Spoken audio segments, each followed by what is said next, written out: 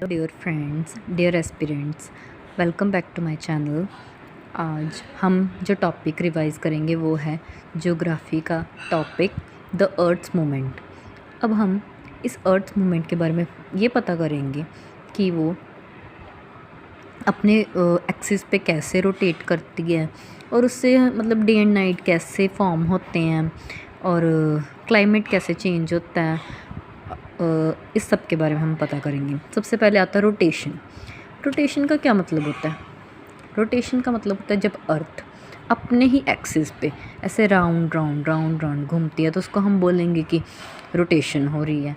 ठीक है, अब हमने मान लिया कि रोटेशन होती है तो हम ये पता करेंगे कि वो अपने ही एक्सिस पे, मान लो मैं इधर खड़ी हूँ, मैं अपने ही एक्सिस पे ऐसे घूम रही हूँ तो मतलब मैंने कितने टाइम में वो एक सर्कल पूरा किया। तो अगर हम यहाँ पे देखें तो वैसे तो बोलते 24 आवर्स, पर एग्जैक्ट हम देखें तो 23 आवर्स 56 मिनट एंड 4.9 सेकेंड्स।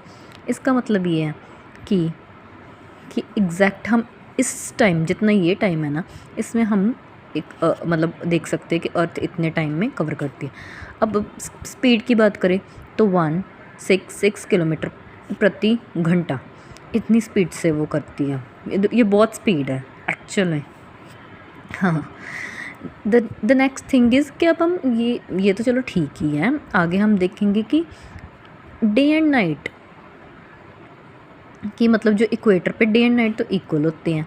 तो आगे हम देखेंगे रोटेशन ऑफ द अर्थ से क्या क्या मतलब चीज़ों पे इफ़ेक्ट पड़ता है। मतलब अगर हम पूछे कि उससे क्या क्या चेंज होता है, उससे क्या क्या फ़र्क पड़ता है, तो उससे डे एंड नाइट बनता है। अगर आपको डायरेक्ट कोई क्वेश्चन आ जाए जिसमें पूछा जाए कि डे एंड नाइट रोटेशन से या रेवोल्यूशन से बनते हैं, तो डे एंड नाइट में सबसे बड़ा रोल है रोटेशन का। ठीक है, आगे direction of the winds and ocean current.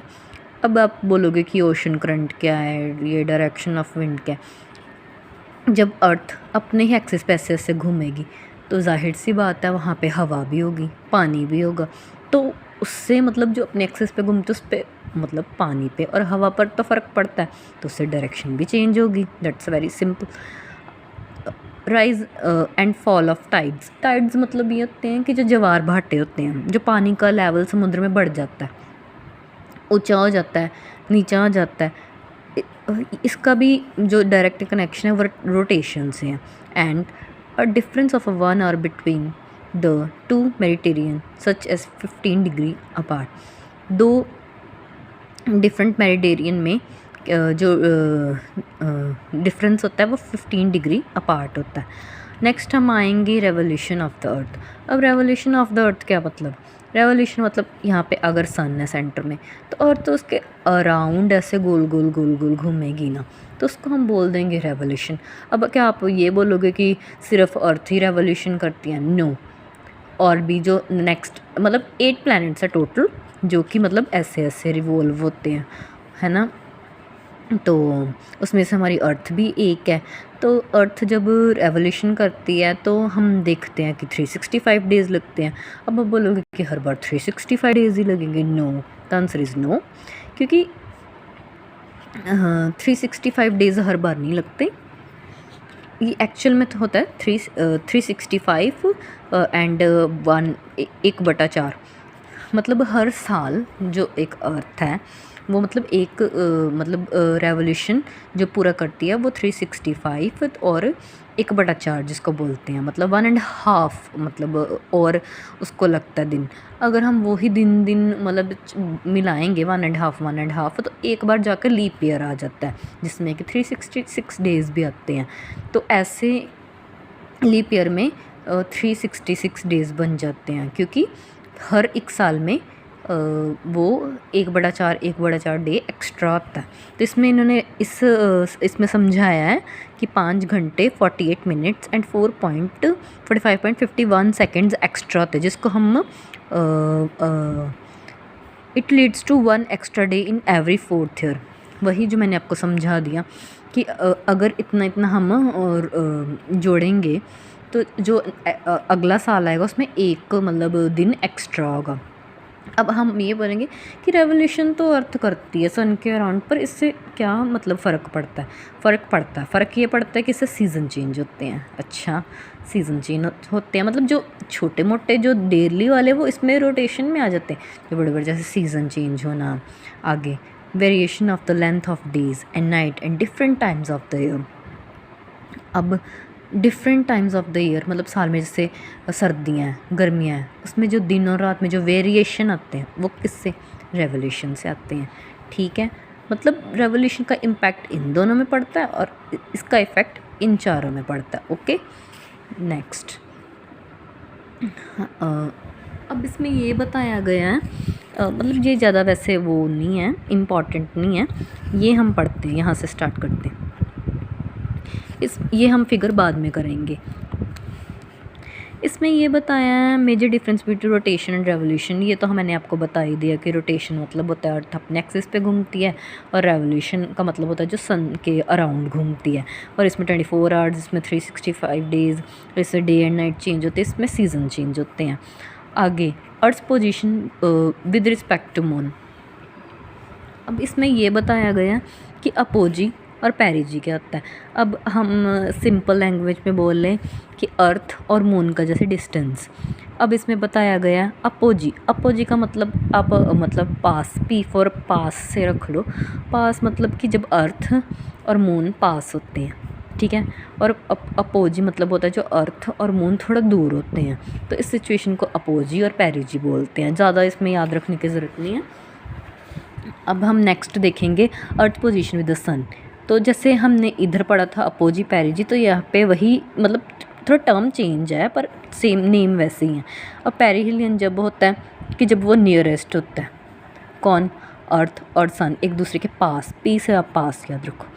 और एपेहिलियन में आप बोल सकते हो कि जब दूर होते हैं, मतलब जो अर्थ और सन दूर होते हैं। आगे टिल्ट ऑफ द एक्सिस आ गया। टिल्ट है कि अर्थ अपने ही एक्सिस पे कितनी झुकी हुई है, तो मतलब टिल्ट अर्थ एक्सिस कितना है, तो यहाँ पे लिखा हुआ है the axis of the earth is inclined to the plane of the ecliptical, the plane in the earth orbit around the earth at angle of 66 degree पर ये वो अपने टिल्ट है उसके। अब इसमें आप देखो वो अपने यहाँ ये इंक्लाइंड एक्सिस से 66 डिग्री पर टिल्टेड है। आगे ये भी बताया गया था earth tilt about 23.5 from a line perpendicular ecliptical plane. अगर हम ये है एलिप्टिकल प्लेन, इससे हम देखें तो कितने डिग्री पर है? 23.5 डिग्री। अगर हम अब एक्सिस से देखें 66 डिग्री। आपसे दोनों ही तरह के क्वेश्चन पूछ सकते हैं कि मतलब वो अपने एलिप्टिकल प्लेन पे कितनी है और अपने इंक्लाइंड एक्सिस पे कितनी है, आपको दोनों ही याद रखने हैं। आगे इक्विनॉक्स होता है। इक्विनॉक्स मतलब होता है कि जब डे एंड नाइट इक्वल होते हैं, ठीक है। मतलब जब हम देखेंगे, जैसे मान लो कि सन यहाँ पर है, तो ऊपर भी उतना डे, नीचे भी उतना डे, मतलब ऊपर पूरा जैसे डे है, नीचे पूरी नाइट है, मतलब equal day and equal night, इसका मतलब होता है इक्विनॉक्स, ठीक है। ये देखो, these are the days when days and nights are equal. Under this situation, the sun is vertically overhead at the equator. It happens on 2 days of the year. ये सिर्फ 2 बार साल में होता है। कब 21 मार्च एंड 23 सितंबर। अब याद क्या रखने वाली चीज़ है, हमने एक को वर्नल का याद रखना है, ऑटम का। अब जो पहला वाला है 21 मार्च को, उसको हम वर्नल याद रख लेंगे। जो 23 को आता है उसको ऑटमनल इक्विनॉक्स बोल लेंगे। आगे समर सॉलिस्टिस बोल लो कि जब बहुत ही गर्मी वाला दिन है ना। अब जब मतलब जब नॉर्थ वाले जो ये ऊपर वाला नॉर्थ हेमिस्फीयर, नीचे वाला साउथ हेमिस्फीयर है। अब जो समर सॉलिस्टिस का मतलब होता है कि जब बहुत गर्मी वाला दिन है, 21 दिन, और उसमें बहुत लॉन्ग डे है, मतलब लॉन्गेस्ट डे ऑन अर्थ, ये 21 जून को आता है। अब विंटर सॉलिस्टिस का मतलब होता है कि जब नॉर्थन हेमिस्फीयर में सबसे नॉर्थन हेमिस्फीयर में सबसे जब छोटा मतलब दिन होता है, जब हम सर्दियों में कहते हैं आज बड़ा छोटा दिन है, वो होता है यहाँ पे 22 दिसंबर को। ये बहुत छोटा दिन होता है, इस दिन बड़ी जल्दी मतलब अंधेरा हो जाता है। हमने कभी मतलब नोटिस भी किया होगा कि आज मतलब उसके बाद ना दिन, आपने कभी नोटिस किया होगा धीरे धीरे ना थोड़े मतलब टाइम का फ़र्क पड़ना स्टार्ट हो जाता है। इसमें ये भी देखो बताया है कि longest day in the northern hemisphere 21 June, shortest day in the northern hemisphere 22 दिसंबर। ये हमने जो अभी अभी पढ़ा ये वही है, ठीक है। और इसमें अब equal day and night in the northern hemisphere, ये जो हमने अभी इसमें इक्विनॉक्स में पढ़ा है वही इन्होंने बताया हुआ है। तो आप ये मतलब देख लेना। हम अब आगे चलते हैं। अब आपको ये पता है कि कौन कौन से सीज़न होते हैं। यहाँ पे जैसे मेंशन किया 4 seasons, spring, summer, autumn, winter. Spring आपको पता ही है, when sun is directly over head the equator. 21 मार्च स्प्रिंग का मौसम। समर जो जून जुलाई वाला मौसम होता है, इसमें हम बोल सकते हैं दिस इज़ समर, बहुत गर्मी होती है। फिर ये ऑटम जो 23 सितंबर वाला होता है, और ये विंटर जिसमें 22 दिसंबर मेंशन, मतलब ऐसे नहीं होते वैसे, इनका होती है डेट पर इन्होंने ऐसे मेंशन किए हुए हैं। आपको भी एक बार देखना है, जैसे कि spring, summer, autumn and winter.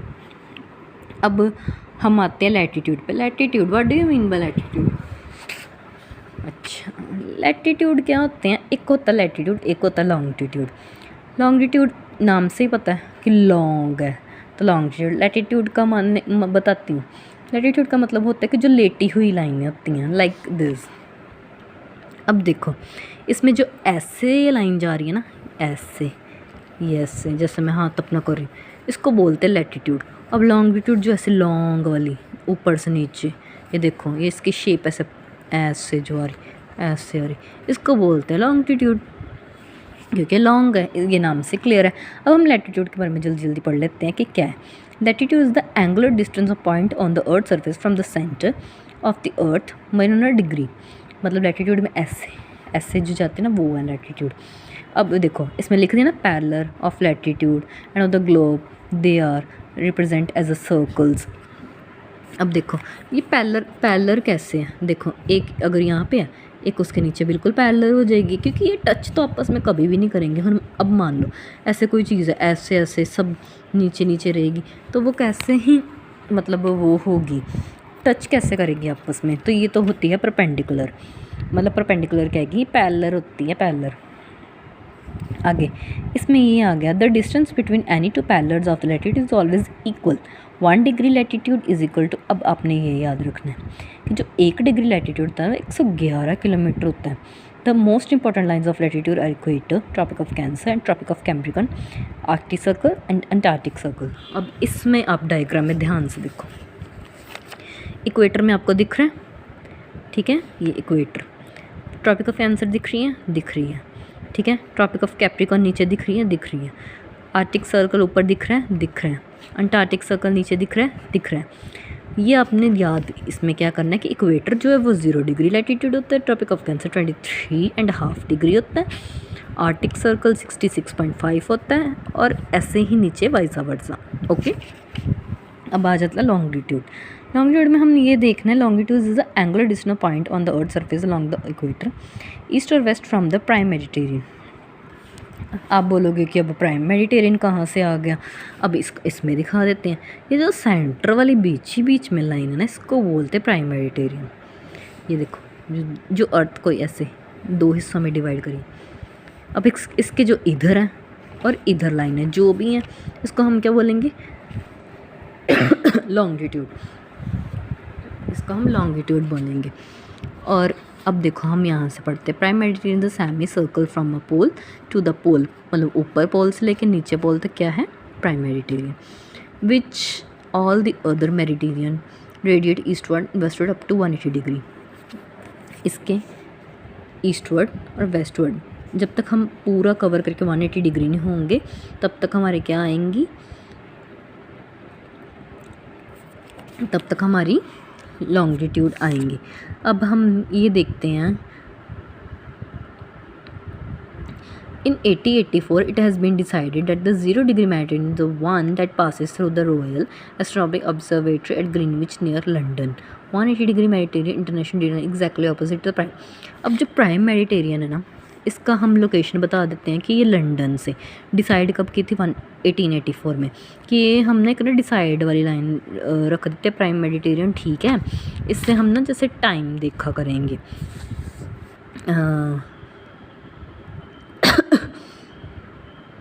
और जो इसके ऑपोजिट जो लाइन होगी ना 180 डिग्री, उसको हम ना डेट लाइन बना लेंगे, ठीक है, कि मतलब इससे डेट वो करनी है हमने, मतलब एक मैयर बनाना है।